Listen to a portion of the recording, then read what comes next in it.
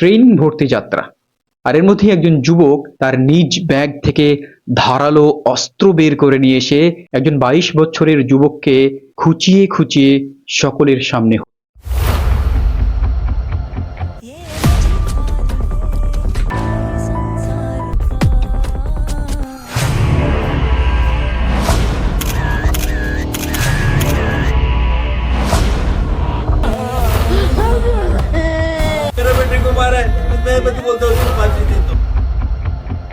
একটু ভাবুন তো দেখি, প্রত্যেক দিনের মতো আপনি সকালবেলা অফিস কলেজের উদ্দেশ্যে কিংবা আপনার প্রিয়জনের কাছ থেকে বুক ভরা আশা নিয়ে বিদায় নিলেন।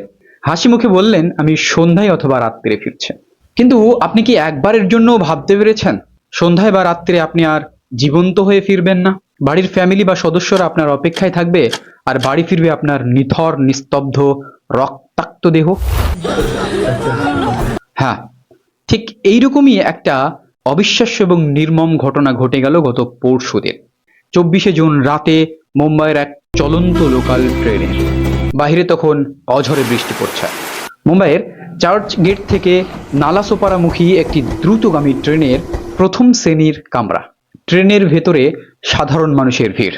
বাহিরের বৃষ্টি ট্রেনের দরজা দিয়ে কামরার ভেতরে প্রবেশ করছিল। ঠিক এমতো অবস্থায় কিছু যাত্রী চাইলেন ট্রেনের দরজাটা বন্ধ রাখতে, কিন্তু এর মধ্যে একজন যুবক এসে এর বিরোধিতা করলেন। বললেন না, ট্রেনের দরজা খোলাই থাকবে। বিষয়টা খুবই সাধারণ, তাই না?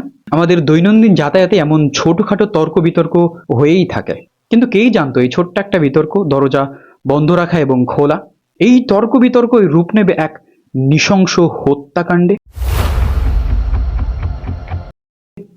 তর্ক বিতর্ক থেকে শুরু হয় হাতাহাতি, আর ঠিক তখনই শচীন সুবর্ণা নামের একজন যুবক সকলের সামনে তার ব্যাগ থেকে একটি ধারালো অস্ত্র বের করে নিয়ে এসে একজন 22 বছর বয়সী যুবককে সকলের সামনে খুঁচিয়ে খুঁচিয়ে হত্যা করে দেওয়া হলো।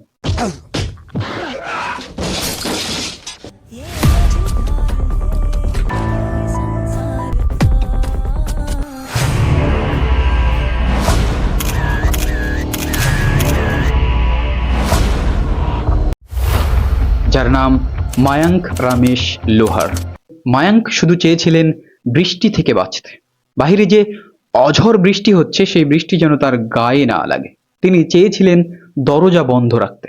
আর এই অপরাধেই শচীন তার বুক এবং প্যাটে একের পর এক আঘাত চালাতে থাকেন। ট্রেনের মধ্যে থাকা আর বাকি যাত্রীরা আতঙ্কে ভীত সন্ত্রস্ত হয়ে পড়লেন। রক্তাক্ত মায়াঙ্ক ট্রেনের মেঝেতে লুটিয়ে পড়লেন। সমাজ মাধ্যমে ছড়িয়ে পড়া ঘটনার ঠিক পরেই দেখা গেল ওই যুবক একটি ধারালো রক্তাক্ত ছুরি হাতে ট্রেনের মধ্যে দাঁড়িয়ে থাকতেন, আর বাকিরা ভয়ে চিৎকার করছে।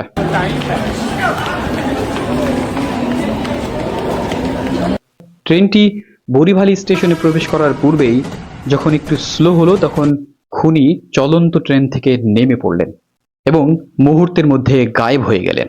রেলওয়ে পুলিশ, জিআরপি ও আরপিএফ এই ঘটনার সূক্ষ্ম তদন্ত চালান এবং 24 ঘন্টার মধ্যে খুনি অপরাধী আসামিকে পাকড়াও করে।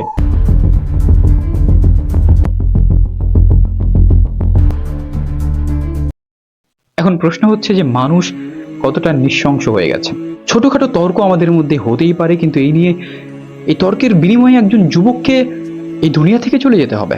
মানসিকতা আস্তে আস্তে আমাদের কোথায় যাচ্ছে? আজকে আমাদের মানবিকতা কোথায়? আমাদের মেন্টালিটি কত নিচু পর্যায়ে চলে এসেছে? আমরা বিশেষ করে সরকারের দৃষ্টি আকর্ষণ করছি এইসব আসামি এবং খুনিদেরকে কঠোর থেকে কঠোরতম শাস্তি দেওয়া হোক, যাতে পরবর্তীতে তারা এই ধরনের কাজ করতে গেলে তাদের হাত পা রুহ যেন থরথর করে কেঁপে ওঠে এবং এই কাজ করার পূর্বে তারা যেন 100 বার চিন্তা ভাবনা করে। ব্যাস, আজকের জন্য এতটুকুই। দেখা হচ্ছে পরের ভিডিওতে। অবশ্যই এই ব্যাপারে আপনার মতামত কমেন্ট সেকশনে জানাবেন। আপনি যদি আমার এই পেজে প্রথম হন তাহলে অবশ্যই পেজটিকে ফলো করবেন, ইউটিউবে দেখলে সাবস্ক্রাইব করবেন, like, share and subscribe for more amazing informative videos. Thank you guys, thanks for watch.